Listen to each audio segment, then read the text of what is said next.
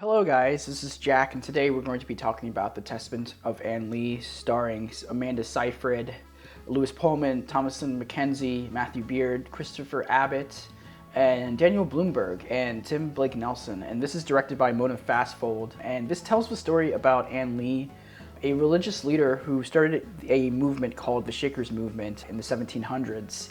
And basically she was the second coming of Christ compared to, obviously, Jesus and other people who expected her to be, a religious figure around that time. What is really fascinating about this film, I'm going to just go dive right into the movie, because this is one where there's not a lot of images and videos or trailers for this film, because I caught this at the Toronto Film Festival for the first time. It was the Canadian North American premiere of it. And I caught this in 70mm, and I will say some, great things about it and some, decent things about it. What really, kind of frustrated me about this film, and also what really enlightened me about this film. So yeah, let's just dive into, the review. So The Testament of Anne Lee starts out with Anne Lee being a mother. She had multiple miscarriages in her life, and she's been completely destroyed by all these miscarriages.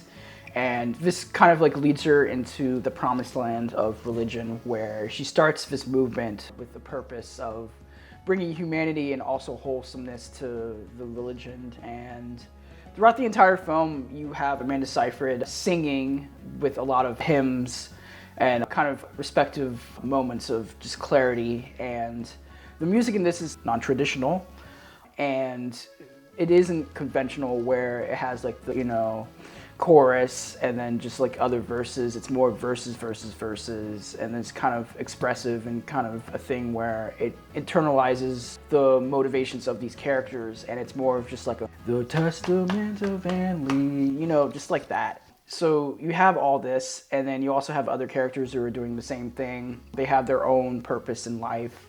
Lewis Pullman's character is Amanda Seyfried's brother character, I should say. They're both related, they're siblings, and they're both trying to, figure out how to keep the movement going. So they go to the US to bring the word of God to Americans. And in this whole sequence of the second act of the film, you're following them on a ship trying to spread the word of God, and half of the passengers don't like the word of God and don't want to hear the hymns, and are very corrupted by, the sins of the devil. And eventually she lands in the US and starts a church full of people who are respectful of the religion. And even before that, Anne Lee went through a lot of troubles with trying to spread the word of God. She was beaten, she was thrown in prison multiple times with her sibling and other people around her, like Thomasin McKenzie and Christopher Abbott, who plays the husband of Anne Lee. And just other characters really tried to figure out how to, keep the religion together while also keeping the message, straight. So I'll say this real quick. Amanda Seyfried, her performance in this is fucking great. She has a lot of layers to the character, even though I had a problem with the rushed arc of Anne Lee. From starting from the beginning all the way to the end, where it just immediately throws her into the space, and then it ends with her being, satisfied with everything that she has done, but it just goes on way too quickly. But I think Amanda Seyfried, she plays this character with humanity and realness and rawness. I would say also Lewis Pullman, who he doesn't have a lot of stuff to do in this film, but with the stuff that he does have, it's pretty great. And I had another frustration with his arc, where something is revealed, a layer that's revealed to, his character, and then they just don't go through it. Mona Fastvold's just yeah, this is what it is, but I'm not gonna go through with it, and I'll just, keep it to the side. And also Thomasin McKenzie, she kind of just goes in and out of this film, but her stuff also as well, when she does get this little monologue about how the religion is controversial, or allegedly is doing all these things to these people even though they aren't. She stands her ground, Thomasin McKenzie's character, and everybody else listens and learns from that experience. Mona Fastvold, her direction in this is far more complex and better than the last film she did, The World to Come, which was a bore in my opinion. This one felt more energetic, lively. All the songs felt really like raw and real. Even like the dance choreography where they were just doing this the whole time, you know, like it was really like, it felt like more of like a lively film compared to her last film. And when I do this might be, you know, the TikTok dance trend that will happen if this film comes out this year, because everybody's gonna like throw clips of, you know, them dancing with this like weird motion the whole time.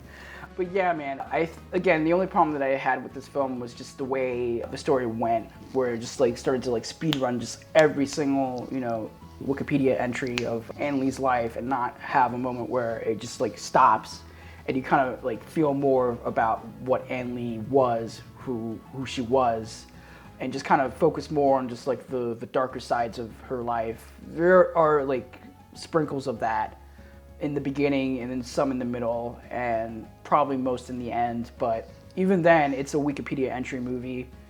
A really good one, a really, you know, more experimental one compared to the ones that you usually see in the mainstream. But I think Mona Fastvold, she learned her lesson from like her last film, and I think she's learning more about how to tell stories in like different sides of the matter, especially since she's the partner of Brady Corbet, who did The Brutalist last year. They collabed with The Brutalist last year, so this kind of feels a little bit more like The Brutalist, but condensed in a 2-hour runtime, and it isn't, you know, 3 hours or it's a long stretch of time. But I give this a 4 out of 5. I will definitely check this out again because the music really kind of kept me going and a lot of the performances kept me going. It's definitely one that I will revisit when it does come out eventually, maybe this year, later this year or next year. There's some word that Netflix might take it, because when I was at the, you know, original screening, people said that like, oh yeah, Netflix might take it, but I don't know, maybe. As far as awards contention goes, it just really depends on whether or not somebody's gonna pick it up quickly and take this for the road this award season or next year. But I think actress is a good, solid, you know, chance. But yeah, I really enjoyed this. I give this a 4 out of 5. Thank you guys, take care. More reviews coming out. Stick around, a lot of stuff from Toronto Film Festival. So yeah, thank you guys, peace out.